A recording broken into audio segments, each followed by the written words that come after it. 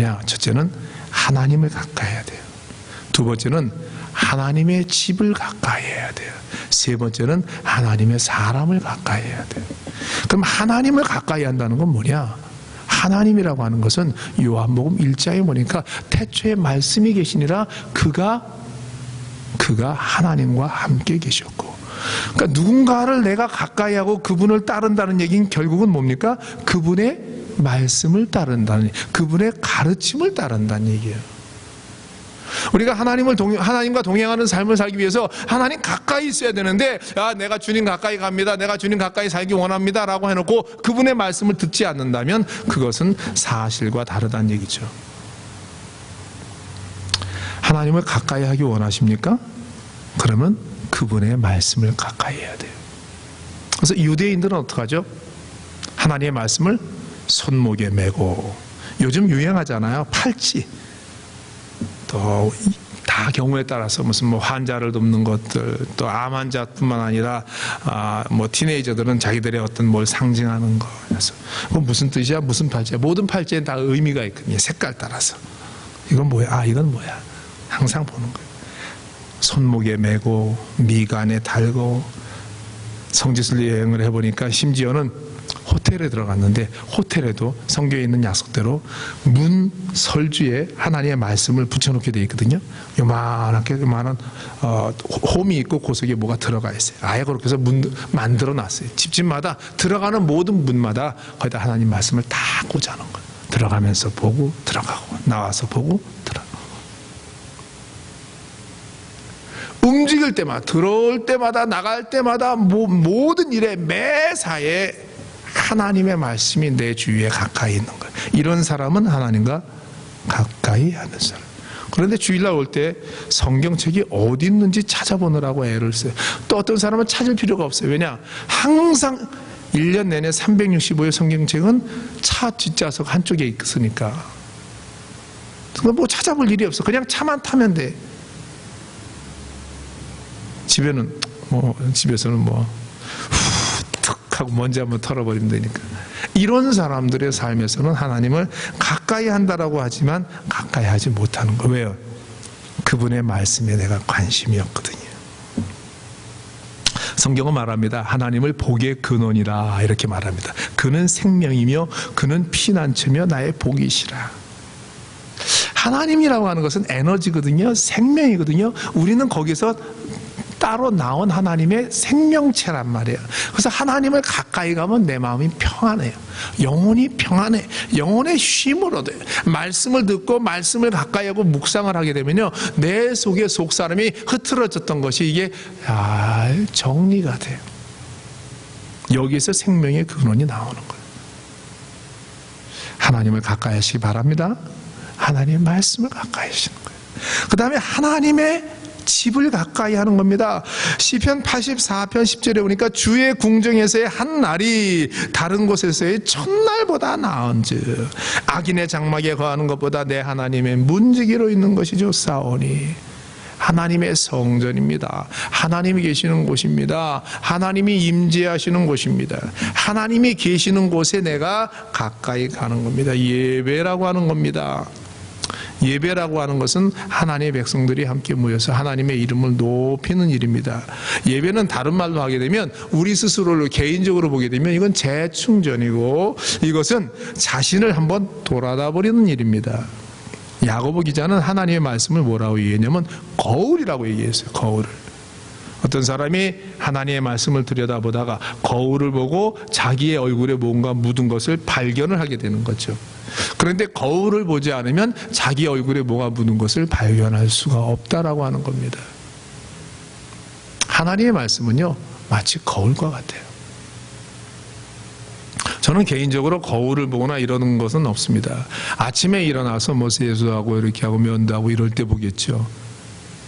그런데 운전을 하다 보니까 차를 타면 시동을 걸고 이렇게 룸미러를 보면서 자연적으로 그냥 얼굴을, 제 눈을 쳐다보게 되겠죠. 그러나 여자들은 그렇지 않을 거예요. 백이 있습니다. 가방이 있습니다. 작은 가방이 있습니다. 무슨 일이 있거나 어떤 사건이 있을 때 뭔가 상황이 바뀌어질 때마다 열어서 한번 볼 겁니다. 그래서 볼 터치도 새로 하고 립스틱도 새로 바르고 머리도 한번 만지고. 왜? 거울에 보니까 내 마음에 안 드는 게 있거든요. 그래서 마음에 들게끔 고치는 거예요. 하나님의 교회를 가까이 하고 예배를 가까이 한다라고 하는 것은 그 예배를 통해서 내가 재충전을 하고 예배를 통해서 내가 하나님 앞에 자신의 모습을 들여다보는 삶을 사는 거예요. 마찬가지로 말씀을 통해서도 마찬가지죠. 그래서 하나님 앞에 선다라고 하는 것은 거울 앞에 서는 것과 같습니다. 말씀 앞에 선다라고 하는 것은 자신을 들여다보는 그러한 일이에요. 하나님을 가까이 한다라고 하는 것은 하나님의 말씀을 가까이 한다는 얘기요, 하나님 앞에 예배하는 일에 내가 내 몸이 보여지고 드려진다는 얘기입니다. 이런 사람들이 하나님과 동행하는 사람들입니다. 또 다른 것은요, 하나님의 사람을 가까이 하는 겁니다. 하나님의 사람이 뭡니까? 성도들이죠. 교우들이죠. 믿음의 사람들이에요. 잠언서 17장에 보니까 친구는 사랑이 끊이지 아니하고 형제는 위급한 때를 위하여 낳느니라. 어떤 친구는 형제보다 친밀하니라. 요한복음 15장에 보니까 사람이 친구를 위하여 자기 목숨을 버리면 이보다 더 큰 사랑이 없다. 이게 믿음의 동역자예요.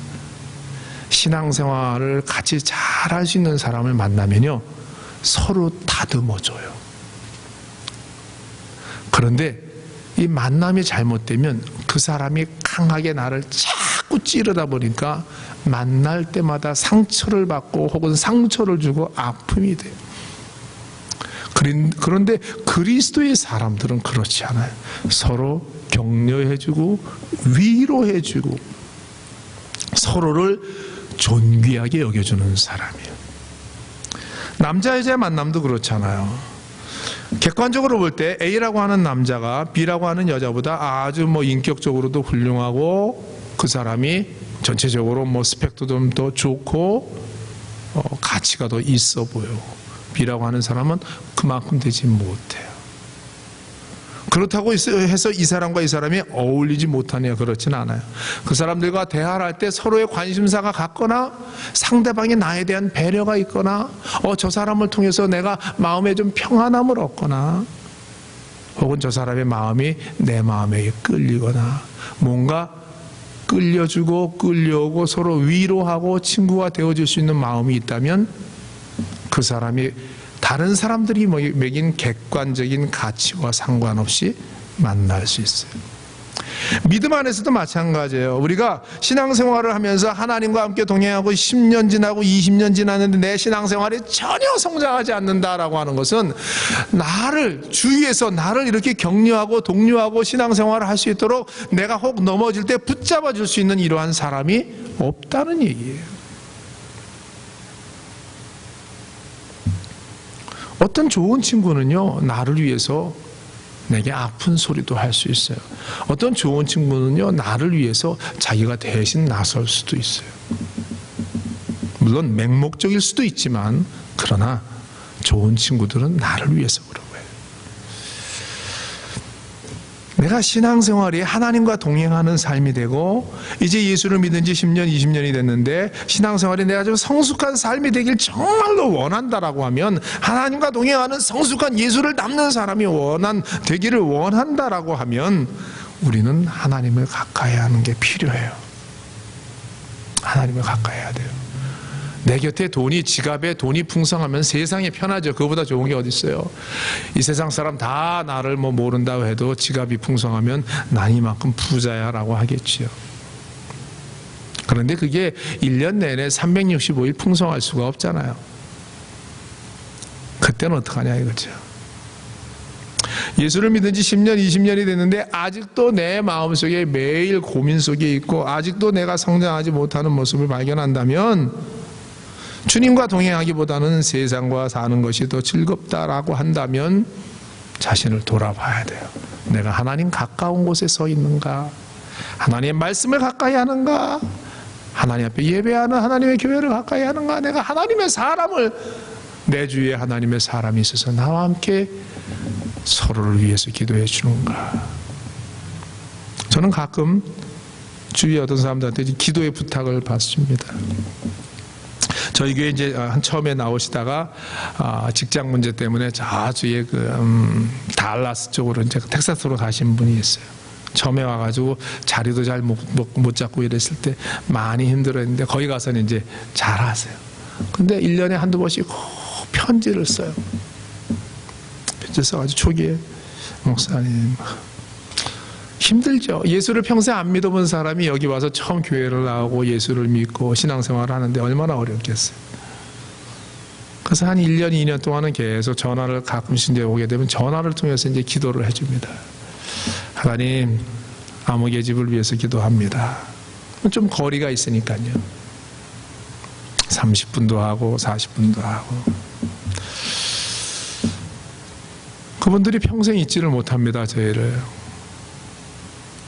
목사하고 교인을 떠나서 성도하고 떠나서 자기들이 힘들고 어려울 때 서로를 위해서 기도해주고 격려해주고, 물론 아이들이 지금 이제 대학을 갔지만 자리를 잡고 또 경제적으로 여유가 있고 고맙잖아요. 그러니까 자기들이 어떤 넘어지고 힘들어할 때 그때 서 있을 수 있도록 잡아주고 붙들어줄 만한 친구가, 신앙의 믿음의 친구가, 믿음의 반려자가, 믿음의 배우자가, 믿음의 어떤 동역자가 있다라고 하면 그 사람은 행복한 사람이죠. 그 사람은 하나님과 동행할 수 있는 사람이란 얘기예요. 그렇기 때문에 우리는 하나님의 사람을 가까이 해야 돼요. 하나님과 동행하는 사람, 어떤 사람이냐? 첫째, 하나님을 가까이 하는 사람이라고 말씀했습니다.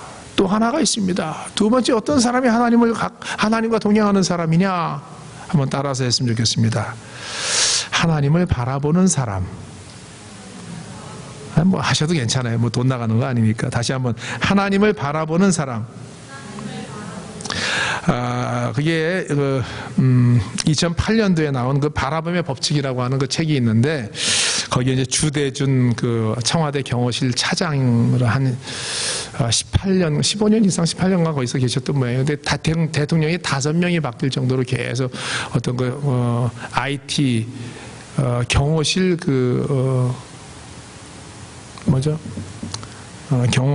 경호실 전산실이죠. 그거가 처음 시작이 되면서부터 대통령은 계속 바뀌어도 이분은 그걸 바뀌지 않고 경호실 차장을 하셨던 분인데, 장로님이에요. 근데 그분이 이제 책을 썼었어요. 벌써 오래됐네요. 근데 바라봄의 법칙. 뭔가를 자기의 타겟을 하나 놓고 그것을 계속해서 바라보고 꿈꾸고 그것을 생각을 하게 되면 내가 그 사람이 되어진다는 얘기죠. 물론 저희 어렸을 때 큰 바위 얼굴이라고 하는 그 얘기가 있었어요. 여기 다코다에 있는 그 바위, 그런 링컨 대통령이나 이런 분들에 있는 그 얼굴을 보고, 이걸 보고서 우리 마을에도 저렇게 훌륭한 사람이 태어났으면 좋겠다. 나중에 그 사람이 그렇게 되게 되시죠. 이 세상은요, 내가 관심을 갖는 대로 됩니다. 좀 잘못된 일에 관심을 갖는 사람, 그건 좀 재밌거든요. 잘못된 일에 관심을 갖는 건 좀 매력적이에요. 그러다 보니까 그 일에 계속 빠질 수밖에 없어요. 엊그제 뉴스를 들었는데 KBS 뉴스에서 이런 얘기를 합니다. 6살 이하 어린 아이들이 아직 인격적으로 성장이 되지 아니하고 학습에 어떤 기준이 없는 그런 아이들이 게임을 하다 보면은 뇌파 검사를 했는데 노란색, 초록색이던 이런 그거 화면이 한쪽부터 이렇게 빨개지는 거예요. 그러더니 나중에는 전체가 이렇게 쫙 빨개져요. 왜 그런